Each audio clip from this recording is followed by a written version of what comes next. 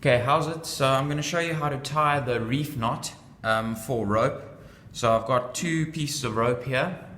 So the first step is you cross them over. So let's say the left goes over the right, as you would like a granny knot.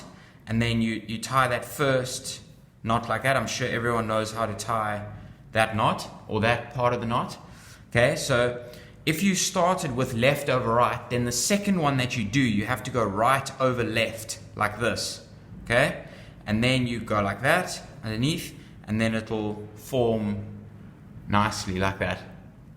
So it's a very easy knot.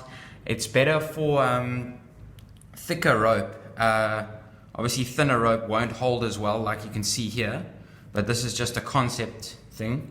But on a thicker rope, it holds very well, and it's very quick to tie. So I'll do it again quickly. Okay, so you got your two pieces of rope.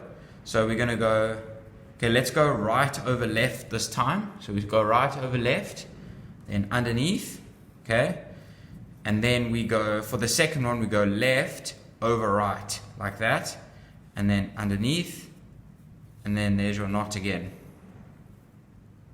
There we go. So yeah, hope that helps, and yeah, cheers.